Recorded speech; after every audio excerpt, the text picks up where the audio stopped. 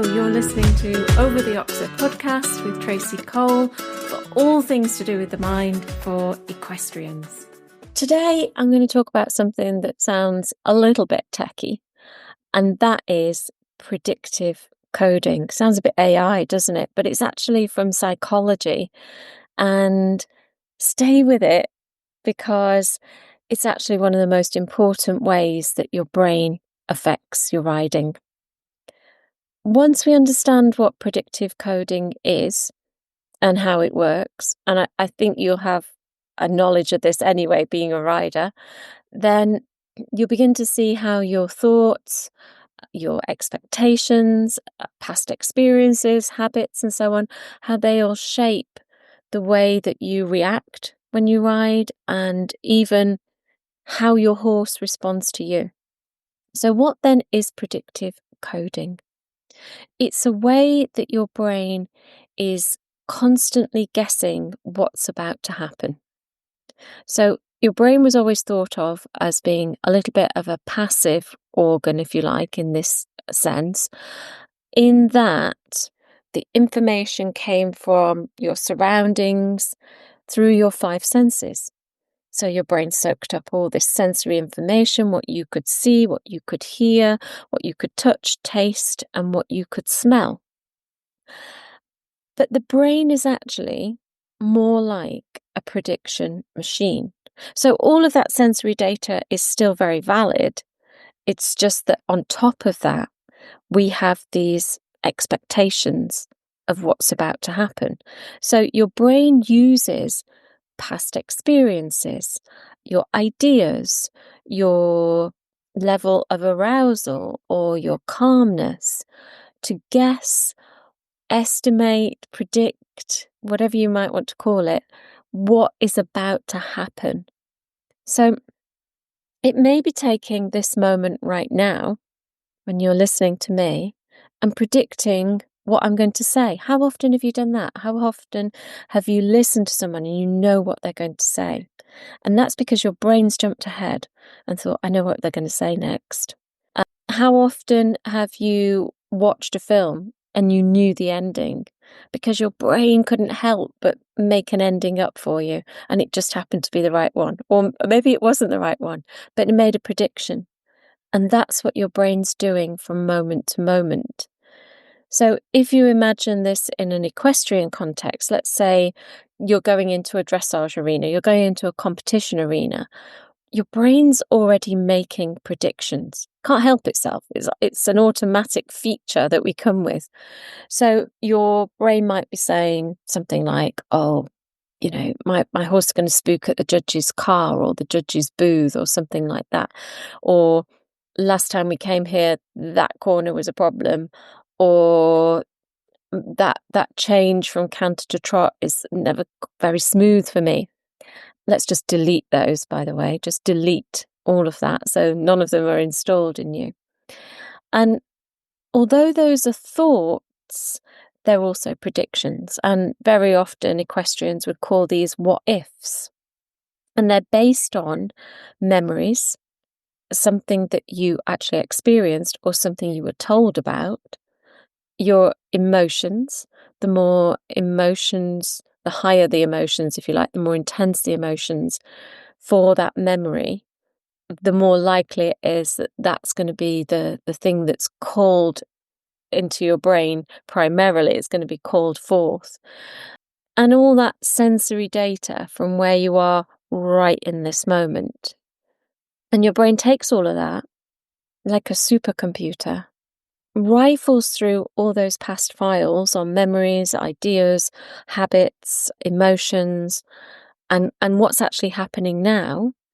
I mean, billions and billions of pieces of data, and then, quick as a flash, makes a prediction for what's going to happen. So, how does this affect us as riders? It means that what we experience in the saddle isn't only based on what's really happening. It's based on what your brain expects to happen. Now, the good news is in a moment we will be able to override this, but let's just think for now that we don't know about predictive coding and we're just letting it roll out. Your posture in the saddle, your level of tension, and that may be tension in the correct muscles that need to be tensed at that moment, or it may be tension that is unhelpful. Your breathing, your rate of breathing, are you breathing deeply and, belly breathing into your pelvis, or is it more shallow and higher? Even your micro movements, it could even be that your eyes just quickly do a flash to the side of the arena. And that may influence what your brain picks up on, your brain decides is going to happen in the next moments. All of these things shape our expectations. And because horses are absolute masters at predictive coding and absolute masters at reading body language, obviously our horses are picking up on all of this in spades. So if your brain is predicting something negative, even slightly negative, you may subtly cue your horse with, again, almost imperceptible hesitation or tightness, or you may avoid giving your horse aids because you're kind of too tense and you don't really want to move. Now, there's kind of like a catch-22 to this. It's a bit of a kicker. Your horse then confirms your prediction by acting in the way that you predicted. So your horse doesn't make beautifully smooth transition, or your horse does have a reaction to the judge's car or something like that. So it reinforces what your brain predicted, and your brain is almost saying to you, see, I told you. And that becomes a feedback loop, because the next time you go and do it, your brain then predicts it again, maybe more strongly this time. And so it happens again. But we can stop all of this. We can make predictive coding work for us. So like with so much of the mind, if we allow it to run on autopilot, it may not necessarily run in the way that suits us best and helps us out. But if we override it, if we're aware of what the brain does, then that's where the magic can start to happen. So predictive coding isn't fixed at all, and you can update your brain's model, if you like, because it's just going on past experiences. It's just kind of making a best guess. So if we go back and we change that forecast by doing repeated and safe, positive experiences, so in a physical sense, what we might do, we might decide that we are going to make our dressage test incredibly safe, incredibly easy, and very calm at home. And you might put a car in your arena so your horse isn't spooked or surprised by seeing a car in an arena. You might hire the venue. You might hire the venue several times so that your horse gets used to the corner, gets used to seeing whiteboards, and so on and so forth. That's something very actionable that you could do. But you can also do deliberate mindset work. You can do visualization. You can re-regulate your nervous system. In essence, you can train your brain to expect things to be calm and things to be successful. So I'm going to give you 4 quick tips of how to do that. So first of all, visualization. And I know I've mentioned this a million times, but it is so important. If you close your eyes and imagine each movement going well, particularly the stickier moments, not just how it all looks, because you may or may not be very visual. And even if you are visual, you need to put on the sounds. What's the sound of your horse on the surface? Maybe it's quite dulled sound. Maybe it's not very distinct, but there'll be sounds around you. Maybe it's birdsong. Maybe it's the sound of people or vehicles. So layer on the sounds, layer on the feelings. Now, this isn't just your emotional feel, but the touch side of the kinesthetic in terms of really feel how much of a contact have you got? What are your hands absolutely tensed up or your hands too loose? Just imagine that perfect contact and really feel it through your hands. And imagine all through your body, through your legs and knees and hips and thighs and through your waist even. Are you sitting to one side? Is one side of your waist a little bit longer than the other side that's shortened because you're sitting askew? What about your shoulders? Are your shoulders rounded or are they kind of back because your shoulder blades are in their little pockets? What about your head? Are you looking downwards? Are you looking up? Are you looking really far up? Probably not. So when you visualize, you're doing it quite actively and you're thinking about it in real terms and you're feeling it. The second thing to do is to reframe the old memories. So very often the most powerful reframe is to grab a learning from that experience, a positive learning. So what do I need to learn? What do I need to learn? Maybe it's that you, rather than being braced for something happening, that you're very calm. You're the exact opposite. Or maybe you need to learn that you've got a young horse and everything's a little bit spooky and different. So it's patience. So that is sitting in a quiet moment with the memories, dealing with them one by one, and just waiting. What do I need to learn? You could journal on it. I'm not massively into journaling myself, but some people love it. I like to think. And I know, people say think in ink, and so that you really get that structure, if you like, because writing it all down is much slower than thinking. And you start to see more insights. But if you haven't got the time or it's something that you don't like to do, you might want to just ponder quite deeply. Could be a mindfulness process even. The third thing is something we don't do enough of, and that's to celebrate the micro and nano successes. So we very often celebrate the larger wins, but what about the teeniest win that you can think of? The absolute teeniest win, which may just be that you breathed through that canter, or that you were always looking up and looking ahead. Think about the absolute smallest level success. Because in a whole dressage test or a show jumping round or a hack or a schooling session or a groundwork session, you're going to have so many of those.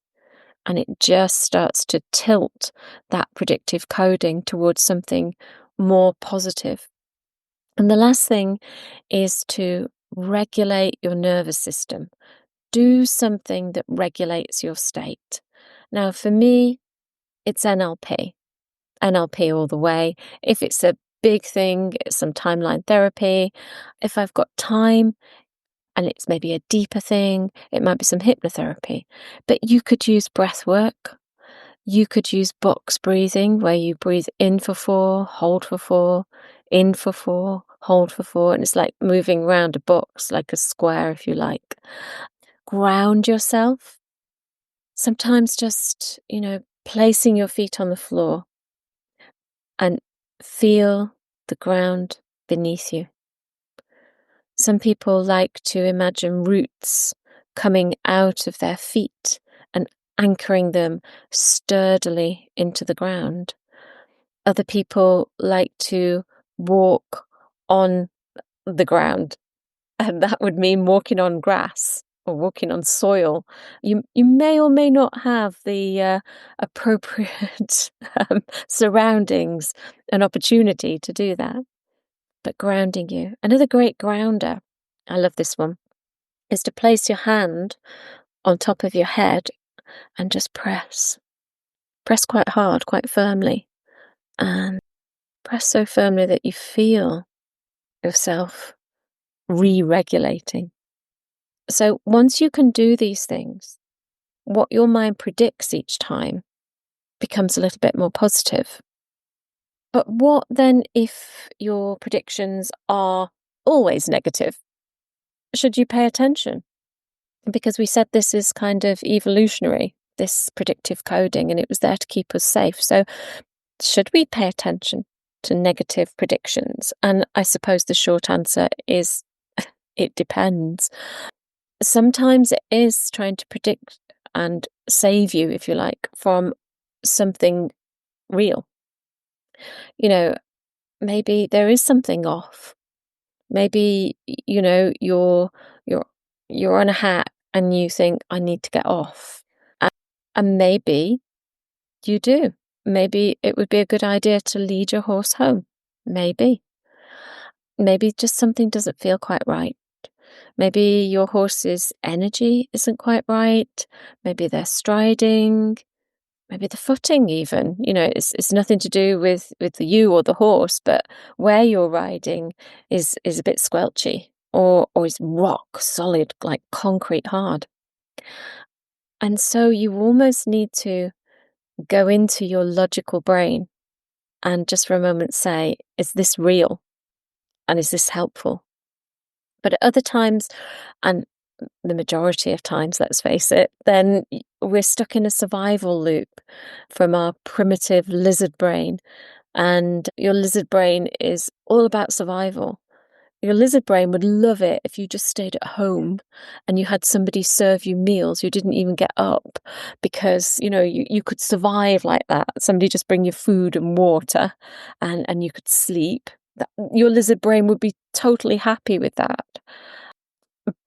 But that lizard brain at times gets it very wrong, especially, the way we live now. So we need to check our state. And if we're dysregulated in any way, if we've got a racing heart, shallow breath, our vision has suddenly swooped into being tunnel vision, that's likely survival mode. So ground yourself, feel your feet in the stirrups this time. You obviously can't get off and feel the ground. You could get off if you wanted to, but in that moment, feel the stirrups and how solid the irons are under your foot. And ask yourself, is this real?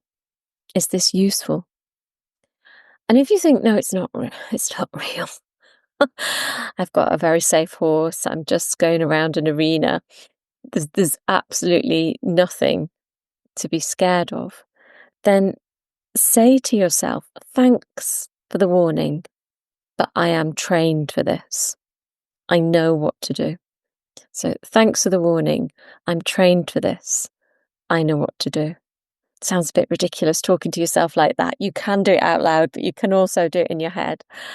But it just soothes that part of the brain that's going, oh, we're not sitting down on a sofa. We're doing something else. So we can get rid of that dysregulation. So I suppose in summary, just remember your brain isn't a passive observer. It's an active predictor. And this predictive coding is just an expectation. And you could get it to work for you. So you feel good about the next moment and the next moment and the next moment.